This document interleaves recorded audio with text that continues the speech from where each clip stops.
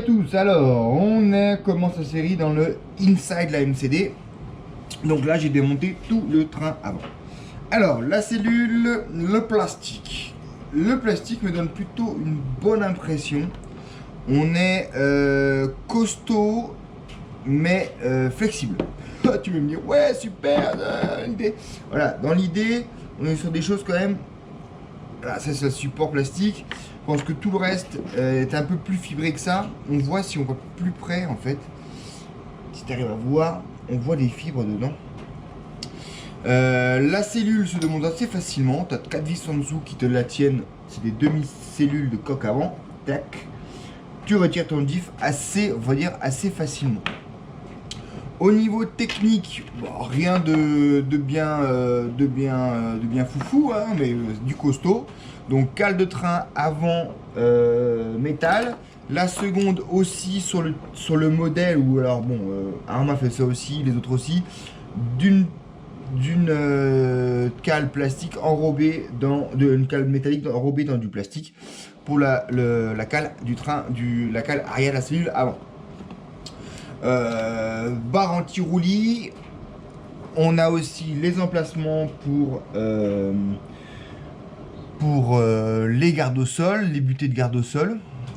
Donc ça c'est plutôt pas mal. Au niveau roulement, on est sur du costaud. Franchement, on est sur du super costaud, du tout étanche. Voilà, on a la tête de cardan et look le cardan quand même. Donc du 7 mm au centre, avec des évassements et des renforcements en pied de cardan CVD. Donc tout ça, ça rentre là-dedans. Franchement, c'est du costaud, hein. Pin en 4 mm. Le cardan, un des cardans centraux, comme moi ça se bête. Donc là, globalement, sur la transmission, on est quand même pas trop mal. En parlant de transmission, regarde l'épaisseur des noix. Il y a 3 mm de matière. Donc ça veut dire que quand ton cardan, en fait, il vient s'arrimer sur les forces aux 3 mm de large. Et la longueur est assez suffisante, entre guillemets, ça dépasse même. Ça veut dire que globalement, tu as toute la surface de ton cardan, on le voit bien, qui travaille sur les 3 mm. Franchement, là, c'est pas possible de passer en dessous, quoi. Donc, niveau transmission, je suis vraiment rassuré sur la qualité de la transmission. Maintenant, il faudra voir sur la qualité du métal, mais là, de ce que je vois, franchement, je suis pas inquiet.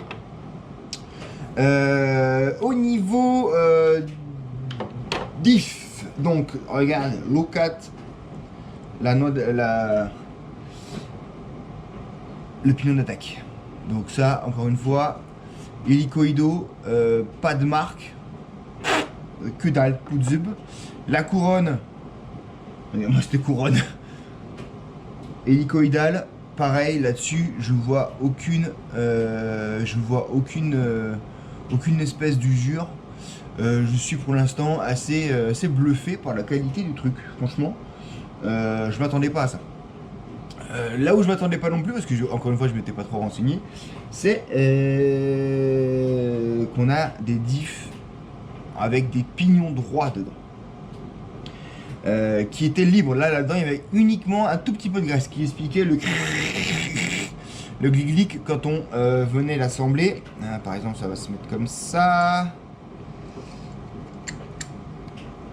Donc ça fait au ressenti, en fait, ça fait un peu, c'est pas aussi smooth, c'est pas aussi doux qu'un pignon, on va dire standard, voilà.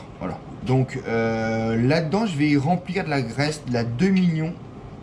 De la 2 millions pour durcir le diff avant, parce que là on est vraiment trop libre. Donc on va prendre de la 2 millions, ça va prendre un certain temps parce que la 2 millions c'est un bloc, c'est du silicone, hein, c'est quasiment de la pâte à modeler, donc il faut la prendre et puis la mettre dedans, la laisser tomber et voir un peu remplir. Il est étanche, de toute façon avec 2 millions ça peut être que étanche.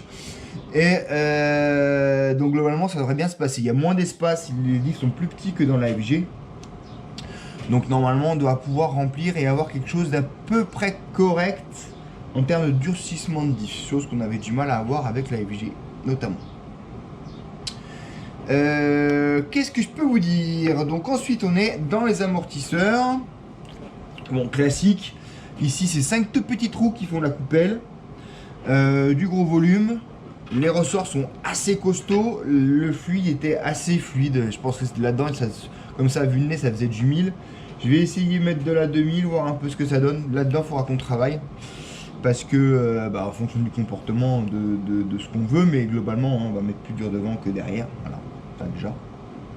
Donc là-dessus, pas de, voilà, rien à dire. Ça a de la bonne qualité, un alu standard, voilà, tranquillou. Ce qui est sympa dans celle-là, c'est pour ça que ça explique ses jambes, ses chapes, c'est très spécifique. C'est qu'en fait, t'as le cardan qui passe entre. Voilà, c'est pour ça. C'est pour ça. Donc t'as le cardan qui est vraiment central dans le triangle et la moto qui est vraiment sur le chemin. Donc du coup ils ont fait une jambe dessous pour que ça passe. C'est pas con. C'est la première fois que je vois ça. C'est pas con, mais c'est pas courant, c'est sûr. Donc voilà, on était dans ça et ensuite on a les putes de direction. Tout sous roulement, des bons petits roulements dimensionnés. Chaque renvoi de direction avec la barre d'Ackermann, vous avez 2 possibilités de réglage des biellettes et chacun a son sauve-cerveau. Donc comme il y a 2 cerveaux, il y a 2 sauve-cerveaux. Là encore, pas la moindre trace d'usure. À mon avis, celle-là, elle n'a pas vu beaucoup de choc. Même 0 trace d'usure d'ailleurs.